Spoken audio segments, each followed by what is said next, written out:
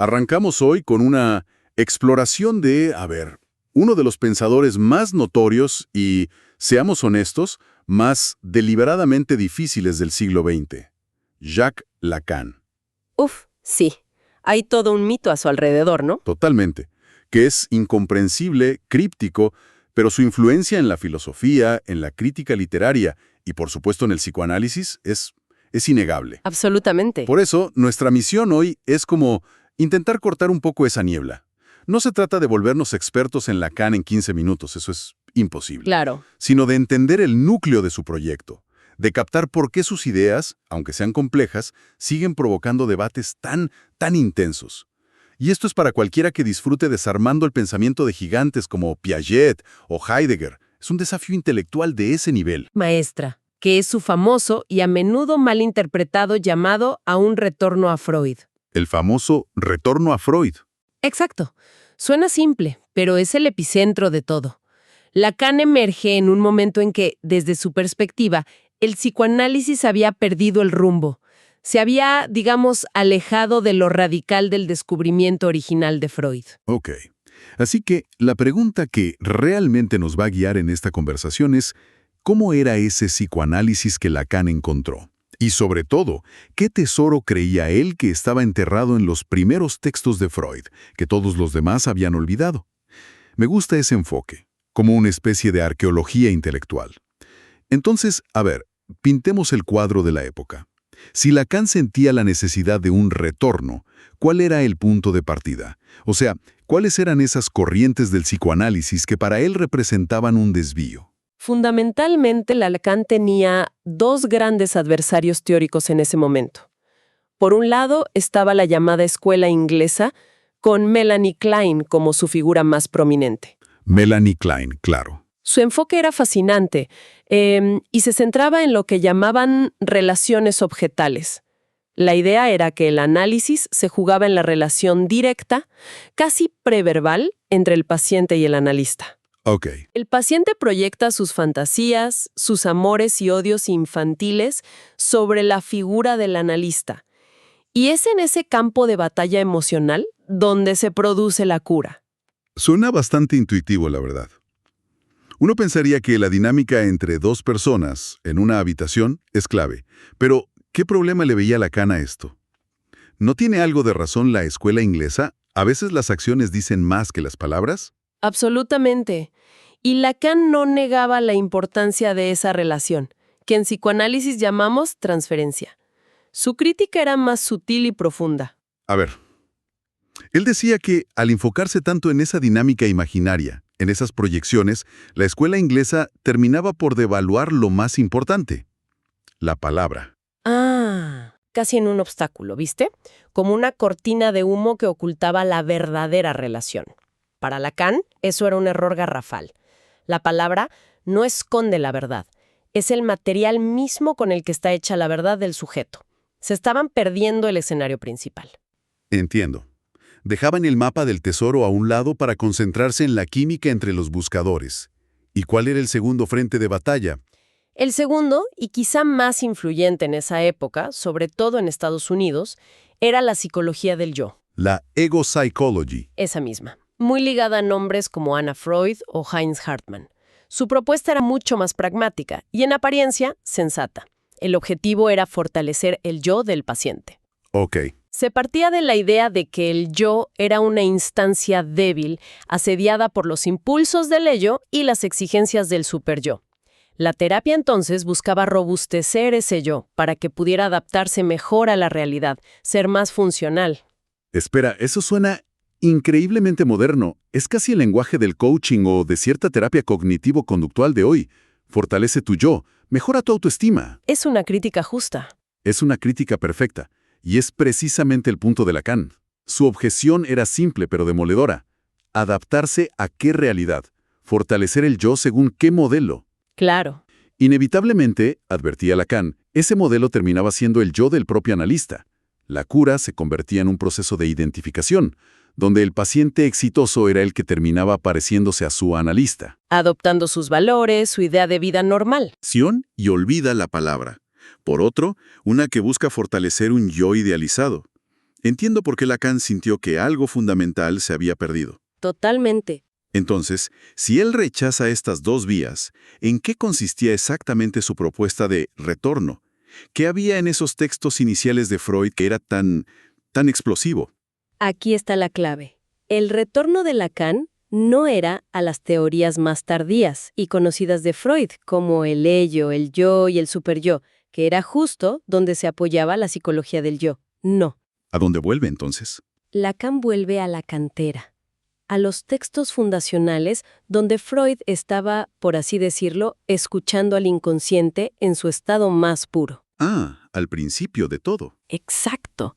Hablamos de la interpretación de los sueños, de psicopatología de la vida cotidiana, esos olvidos, los lapsus, los actos fallidos que todos conocemos, y, esto es crucial, de el chiste y su relación con el inconsciente. Eso me llama la atención, el libro sobre los chistes. Parece un texto menor, casi trivial comparado con el de los sueños. ¿Por qué era tan importante para Lacan? Porque en el chiste, en el lapsus, en el sueño, la maquinaria del inconsciente se muestra de la forma más desnuda posible. En esos fenómenos triviales, Freud descubrió que el inconsciente no era un sótano oscuro y caótico, no era una fuerza mística. El inconsciente, descubrió Freud y Lacan lo elevó a principio fundamental, opera con una lógica, tiene una estructura. Y esa estructura, dice Lacan, es exactamente la misma que la estructura del lenguaje. Aquí es donde se pone realmente interesante, porque esa frase, el inconsciente está estructurado como un lenguaje, es quizá la más famosa de Lacan, y la más enigmática. Necesitamos un ejemplo, algo concreto para que esto no quede en el aire. Por supuesto. El mejor ejemplo es uno que el propio Freud usa y que Lacan rescata para ilustrar esto a la perfección. La idea de que un sueño funciona como un rebus. Un acertijo visual. ¿Un rebus? ¿Ok? Imagina esta escena en un sueño. Dos personas están jugando a los dados, bajo un sol radiante en medio del desierto. Vale. Un análisis postfreudiano, enfocado en el sentido, se preguntaría, ¿qué simboliza el desierto? ¿Soledad? ¿Aridez? ¿Qué significa el juego de azar? Riesgo. Claro, buscaría un significado oculto detrás de cada imagen, como un diccionario de símbolos. Exacto. Pero para Freud, y esto es lo que Lacan grita desde los tejados, el sueño no funciona así. No es un símbolo, es un significante. Es un juego de palabras. ¿Un juego de palabras? ¿Sí? Tienes la imagen de sol y la imagen de dados. Si juntas los sonidos, las palabras, no los significados, ¿qué obtienes? Sol. Dados. Soldados. Ahí está. El sueño no es un relato profundo sobre la soledad. Es un criptograma, un chiste malo que el inconsciente hace para colar un mensaje. Un momento. Eso es un giro de 180 grados. O sea que el sueño no trata sobre el desierto, sino que está siendo un juego de palabras. Eso cambia por completo la idea del inconsciente. No es profundo y misterioso, es un bromista. Es un bromista, un poeta, un retórico. Utiliza los mismos mecanismos que la poesía. La metáfora, que es condensar ideas en una imagen, y la metonimia, que es desplazar el sentido.